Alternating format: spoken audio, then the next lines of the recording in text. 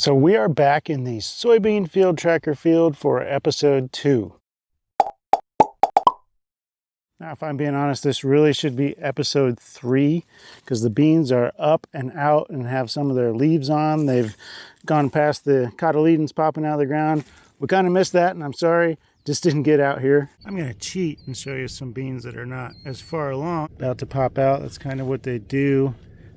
They kind of bend their necks over and push the soil out of the way, and then your cotyledons pop out, and then you see the first set of leaves inside of there.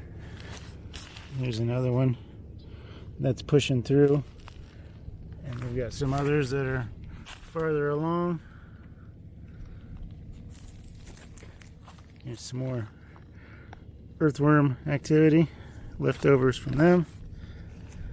Here's a few examples. You got one pushing through, one about halfway out, and one that is out and about to poke its leaves out. Here we go, more cereal rye.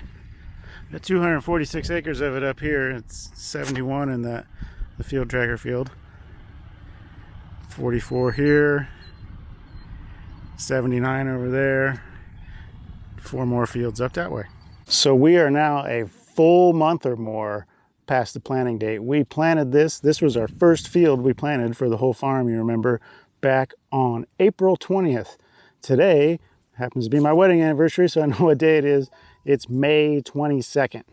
So we're out here. Remember, we planted green. That cereal rye cover crop was maybe this tall, so it really was not planting through much of anything. Not like if you watched the planting green video last year, and we were up like shoulder high with me on the rye. So where are we at now? The rye is heading out. So I'm thinking I probably want to get this killed off now. It's not near as tall as we'd like. Maybe won't get the mat of cover to knock out weeds like we want to, but I wanted to come up here see if this was headed out because I went in a wheat field yesterday and I was surprised it was headed out, and it is also pretty short. It's only about up to my knees as well. Planted green, cover crop's been growing for another 5 weeks or so here. I think it's time to take care of it before it goes to pollination and goes to seed, or we'll have a flush of this stuff in the summertime to deal with. And yes, this is a soybean field. It might not look like it from right here, but let's zoom down, get down in the rows. And there we've got really nice, healthy looking beans. They're looking really good. I don't see any insect feeding. I haven't seen any slugs. There's a ladybug.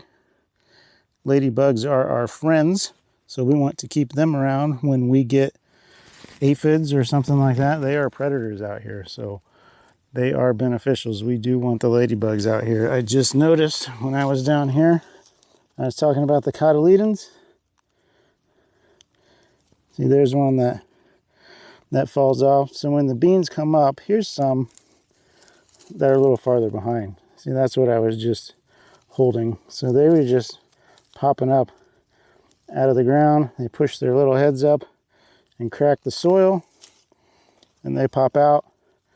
And now they got these leaves, and next up they're going to start putting on trifoliate leaves. And another thing you can see, we've got probably foxtail or whatever. I'm not good at identifying it. This small. And of course, the cereal rye is a grass. Well, that weed's a grass too. The Roundup's going to knock out all of that. And then we're going to have some other stuff in there for residual control. The Roundup is just going to hit this cover crop and the other stuff that's green and knock it out and be done. Now there's going to be more weeds coming. So we're going to have residual herbicides out here. What we've done in the past, we've had Roundup.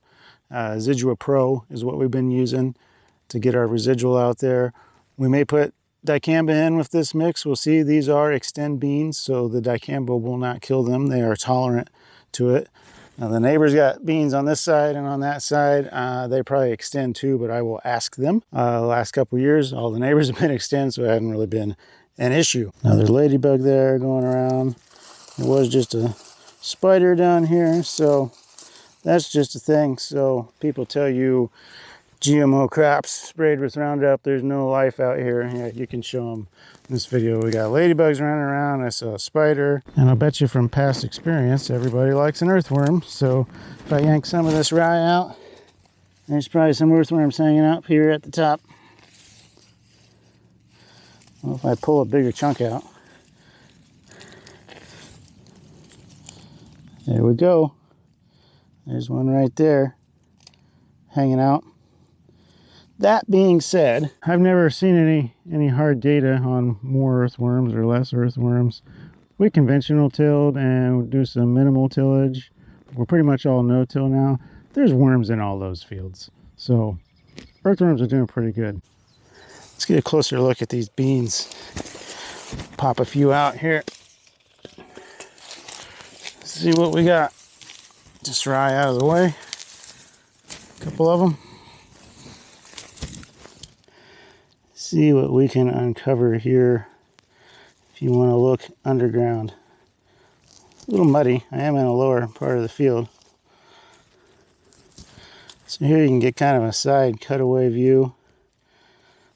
There's some nice stuff we like to see, some fungus interaction going on. There's another worm doing his job down there. Well, these beans are rooted down pretty good, really. See if I can break this off without doing a whole lot of damage.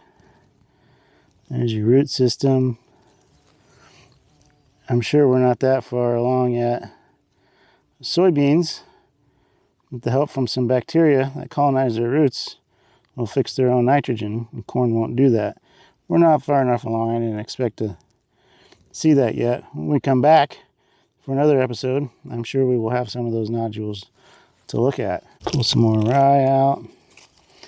And these roots, I don't have the backhoe out here with me. There goes some kind of bug. There's another earthworm or two there. Looking good.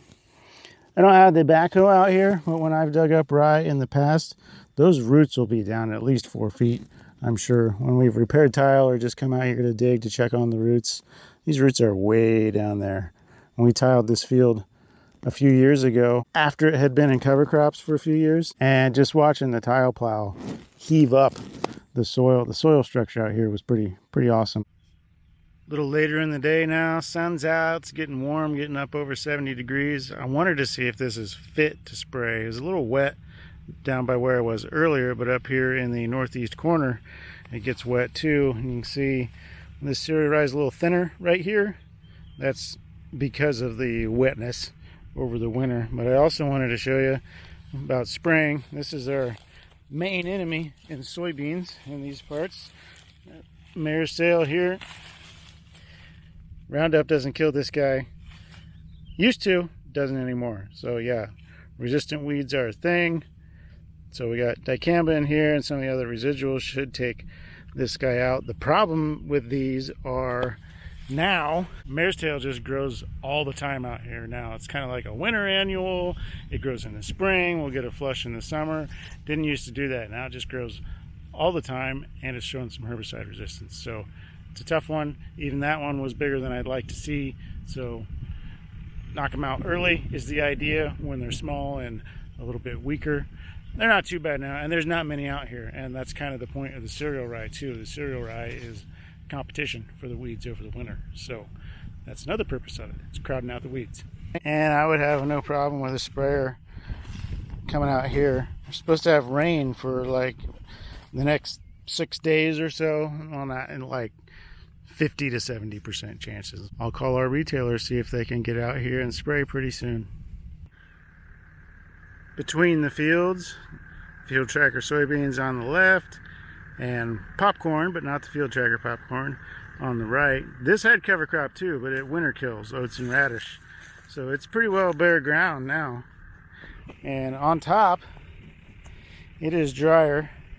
It's kind of grayed off on top in the sun, but if anything, it almost seems like it's wetter underneath.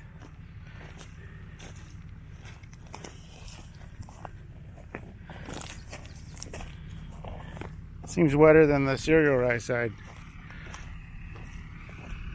That's probably hard to tell on here. There is kind of a little waterway, a little dip between the fields that may be part of it. One thing with the cover crop, it kind of depends on where you are.